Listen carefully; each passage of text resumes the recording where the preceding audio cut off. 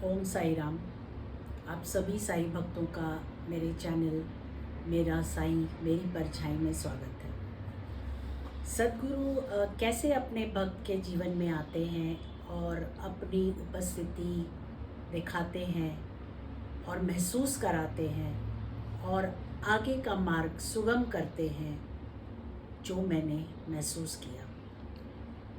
जैसे मैंने कहा था कि मेरी सर्जरी डिसाइडेड थी, उसको हम टाल नहीं सकते थे, बट मैं बहुत जैसे विचलित और घबराई हुई थी। तो बाबा ने इतना आश्वासन देने के बाद भी मेरी उनके ऊपर जो 100% श्रद्धा चाहिए थी वो नहीं आ रही थी। शायद मेरा गुरु मुझे उसी ओर लेके जा रहा था। उन्होंने एक रात मुझे सपना दिया। सपने में उन्होंने मुझे दिखाया कि मैं बिस्तर पे लेटी हूँ, हॉस्पिटल का बेड है और कुछ डॉक्टर्स मेरा ब्लड निकाल रहे हैं और बाबा मेरे पैरों की तरफ बैठे हैं और मेरे पैर दबा रहे हैं। मैं घबरा के उठ गई और मैंने सोचा कि ये मैंने क्या सपना देखा। क्या बाबा ये कह रहे हैं कि इसमें बहुत विपदाएं आएंगी, बहुत तकलीफ़ें आएंगी। मैंने फिर उस सपने के आधार पे बाबा से फिर गुहार लगाई कि बाबा स्पष्टीकरण दीजिए कि मेरे जीवन में हो क्या रहा है, मुझे क्या निर्णय लेना है, सर्जरी करानी है या नहीं करानी। अगले दिन फिर मुझे सपना आता है।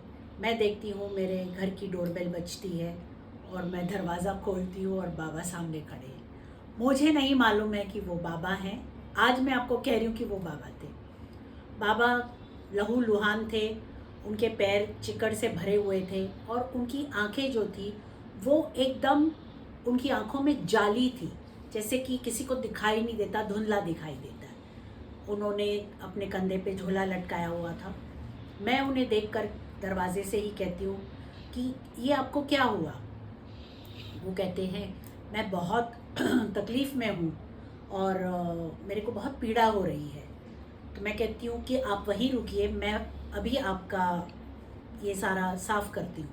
मैं एक लोटा जल का लेके आती हूँ और बाबा के पैरों से सफाई शुरू करती हूँ और धीरे धीरे मैं देखती हूँ कि उनके वो सारे जख्म वगैरह जो भी थे, उनके जो मैले कुचले कपड़े थे, वो सारे साफ़ हो जाते हैं। और पीछे से आवाज़ आती है सच्चिदानंद सद्गुरु साईनाथ महाराज की जय। तो जब मैं देखती हूँ तो उनका जो एक तेज होता है, उसको देखकर मैं बहुत कहते हैं ना, एक सरप्राइज़ हो जाती हूँ और मैं कहती हूँ कि आप कौन हो। तो कहते हैं आवाज़ नहीं सुनी। मैंने कहा सच्चिदानंद सद्गुरु साईनाथ महाराज की जय। बोले मैं साई हूँ, मुझे अंदर आने दें। मैं कहती हूँ हाँ बाबा आप अंदर आइए। और वो अंदर आते हैं और मुझे एक बल मिलता है और मुझे ऐसा लगता है कि मेरे साईं शायद कह रहे हैं मैं अब आ गया हूँ, तो मैं चिंता करने की कोई ज़रूरत नहीं है।